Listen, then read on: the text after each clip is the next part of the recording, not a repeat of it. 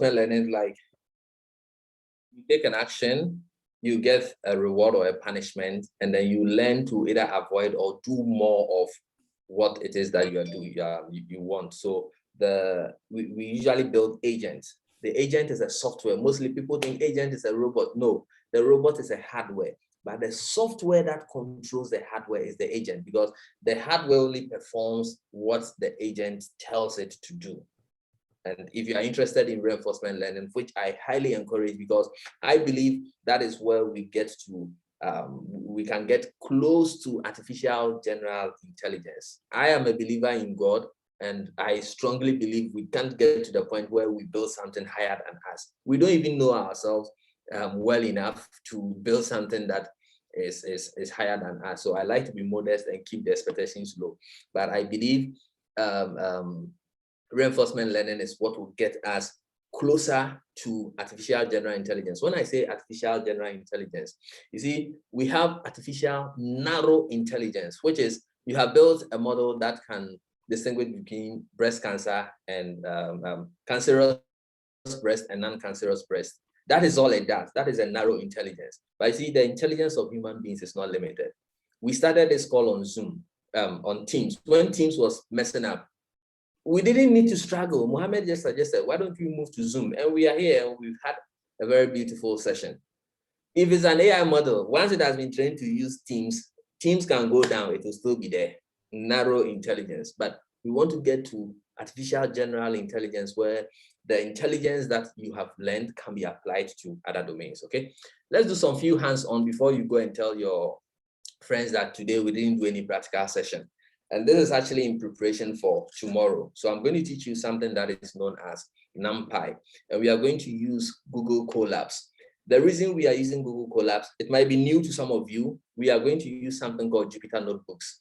Jupyter Notebooks is a front end in the browser that lets you write code, and it will execute it on Google server and bring the response to you. The advantage being that Google is making available to you free GPUs that I think they give you about 100 hours on powerful GPUs that you need. So whenever you are crunching in on large data sets, you need GPUs like graphical processing units to be able to do that. I have one GPU which has 128 cores. So on one processor, there are 128 processors there. So just multiply 2.4 gigahertz by 128, and that should tell you how much crunching on numbers I can do. If you and I are playing game, or we are typing notepad, you won't see the difference. But when we start doing matrix multiplication, I will finish my own. You will go and bath, you will come, you will eat, you sleep and wake up. Yours has not finished, mine will be finished. That is the power of GPUs. And Google is giving you this free of charge through Colabs. All it takes is for you to have a Gmail account. So you have to go to colabs.google.com, colab.research.google.com, sorry. And I have a lot of notebooks. Some are lessons I have with Mohammed. Some are lessons that I have recorded to sell. And I will show you the kind of things you can do with Colabs. This guy here. So it gives you cells. So you see, this is the code for one of the courses that I'm selling. So it gives you cells, you write your code, and then you press Shift Enter. It will execute it and show the output. We'll see that very soon. And in here, you are free to make plottings and everything. So you see, I make some plots, more plots. Look at this. We are building an AI agent that learns on its own. More plots, more code, more plots, some math. We can write all these equations here. Like you use Markdown to write these exponential, blah, blah, blah, stuff that are difficult for you to type in the regular text editor, and more code and some plots. So we are going to learn today specifically Numpy. Now, practicals have started. I will advise that you pay attention instead of trying to do as I do. Then when you finish, you do as I do, or when Eric sends the video. But if you pay attention enough, you can do as I do right after. So I go to colab.research.google.com. it requires a Gmail account. So once you have Gmail account, you've signed in, you have this free of charge. Then you click on new notebook. Of course, yours is going to be new, so maybe you see some stuff, but I have been using it for a long time. So I click on new notebook. You wait for a while, and this is a front end that Google is giving you. So basically, this is an in-browser UI. You type your code, and it will be sent to Google to execute, and the output is going to come for you to print it out. What we are going to learn is Numpy. It's a Python library. Maybe on Friday, I'll show you how to set these things up locally on your own computer. But I'll highly advise that if you be crunching in on big data, you want to use it because there's a possibility for you to upload your own data and even download data and stuff like this. So we are here. Now, where you type the code is called a cell, okay? And there are two types of cells. There's one which is a code cell, and there is another which is a test cell. In the test cell, we type Markdown. Markdown is something similar to HTML. It is for formatted text. And the code is where we type our Python code. To insert a cell, you click on whichever type of cell you want. Automatically, if you press Shift-Enter and execute a code cell, it will create a new cell below. But if for some reason I want to insert a text cell, I just click on it. And now you see that this is a code cell and this is a test cell. You double click to edit a test cell. When I do Shift-Enter, after I've typed my Markdown, it's going to render it. So in Markdown, if I want to bold in something, I use the pound. The more, the bigger. So I can say Introduction to Numpy. So this is Numpy. I press Shift-Enter, and you see, this is Markdown. If I double click and I make it, if I double click and I make it 4 hashes, it becomes smaller. So I think, let me see this. Yeah, so the number of hashes is going to affect how bold it is. And there are several Markdown. I'm not focusing on teaching you Markdown.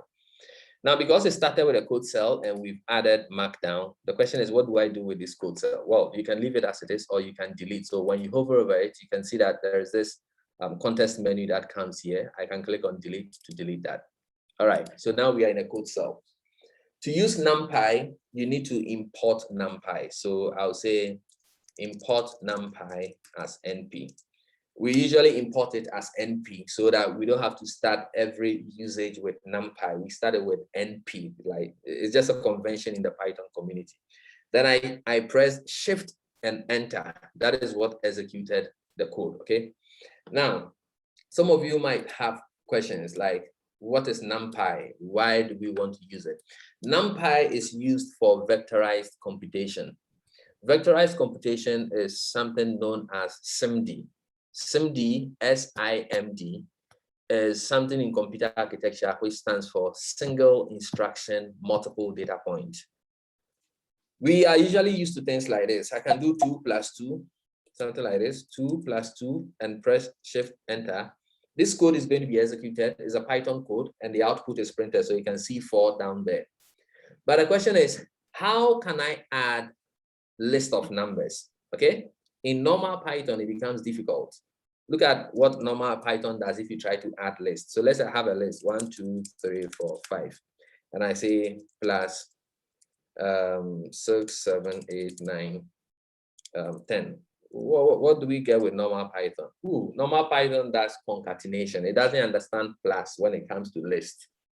Okay, but in deep learning, we are going to use matrices, huge giant matrices. That is what is going to form our models. And so we need a way to be able to crunch in on these at a speed that is faster than when we write a for loop to do this. So Numpy is a library that has been written in C++ with a Python front end.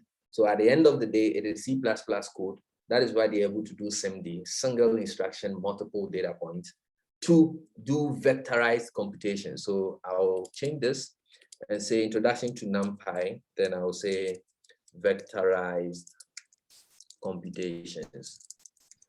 So vectorized computations means you are crunching in on a list of numbers at once. How do we do that?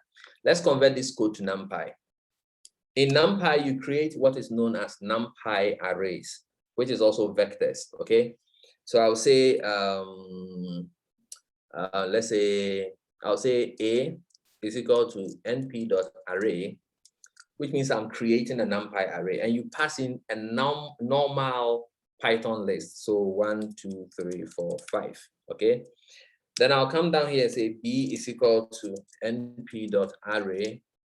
Please pay attention here, because whether you are going to train audio recognition, video recognition, image recognition, sentiment analysis, robots, your data is going to be fed into your model as a vector, as an array. Generally, we call them tensors, T-E-N-S-O-R, tensor.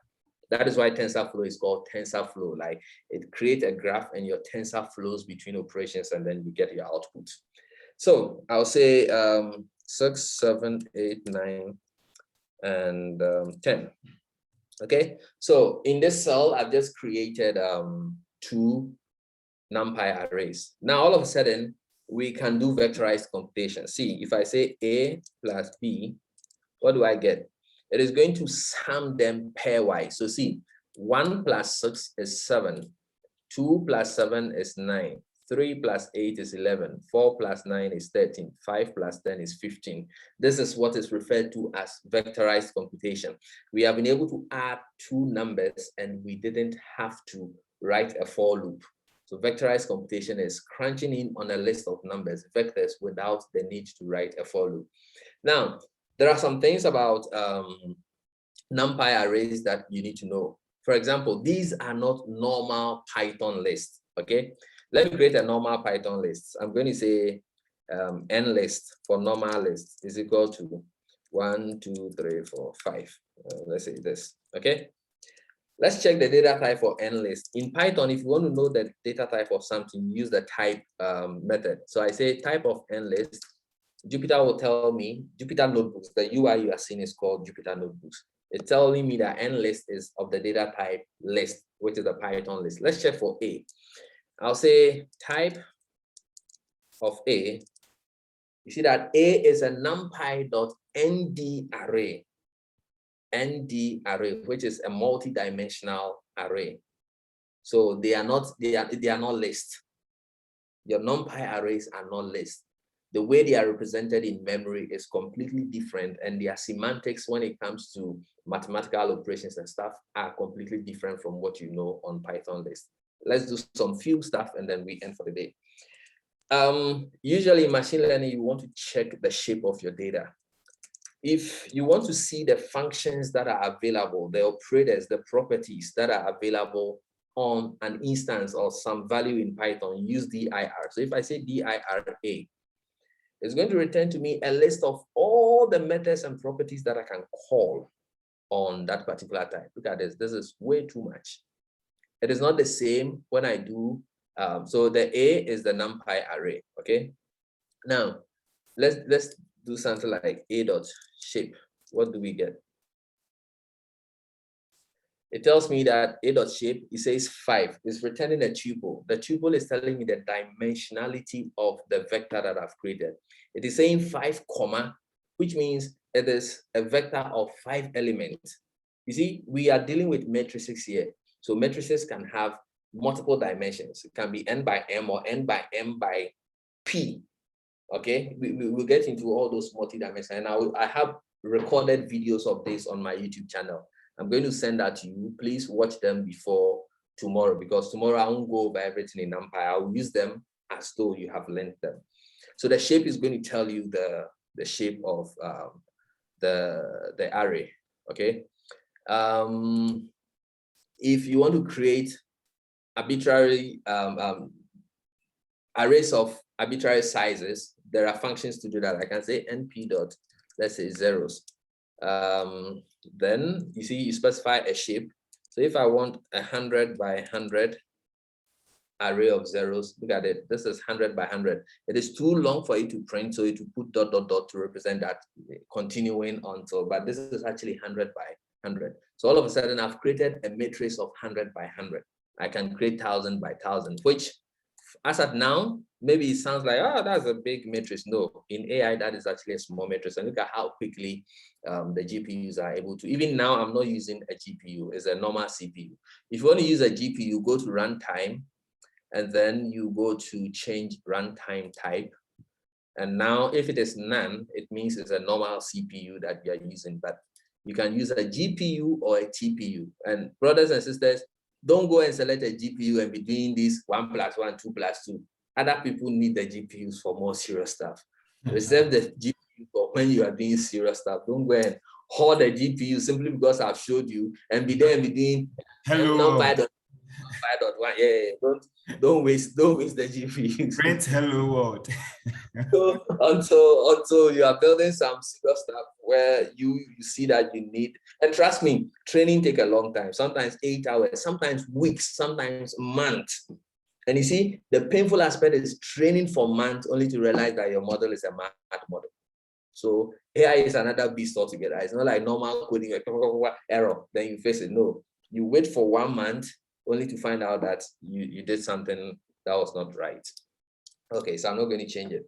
I can also create, so let's say if I say C is equal to np.zeros, let's say I'm creating 100 by 100 zeros. Then if I do C.shape, I'll get that it is 100 by 100. I can create ones, so I can say np.ones also, which is, so I just want 10 ones. So this is a vector of 10 elements, but I can also do 1,000 by 1,000 and stuff like that. I can also let it do matrix multiplication for me using what is known as the dot operators and all those things. Because of our time, I'm going to rather send you the link to my videos. You can also find that, go to YouTube and search for Edward Pye. Go to my channel. And please, I want to see all of you subscribe tomorrow. Otherwise, tomorrow I'm not teaching. So you go to my channel, go to my playlist, and I have something. Why are they showing me all my even private playlist here? YouTube should do better. I have a whole playlist called Mastering Deep Learning. Yes, this one. So in this video, I mean, for these ones, I will teach you everything I've taught you today for all these first videos. So blah, blah, blah, blah, blah, all these guys. If you like, you can watch them, but if you watch them, you never reach what we need to do tomorrow. So maybe you want to start from why deep learning, okay? And then watch all the way down.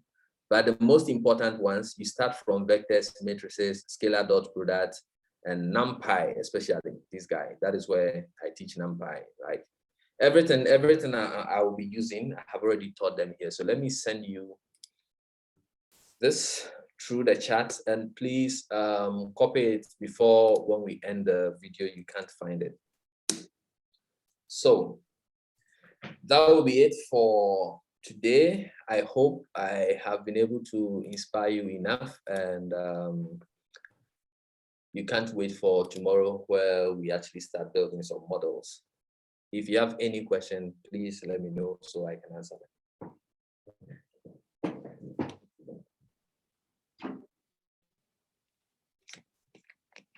No question?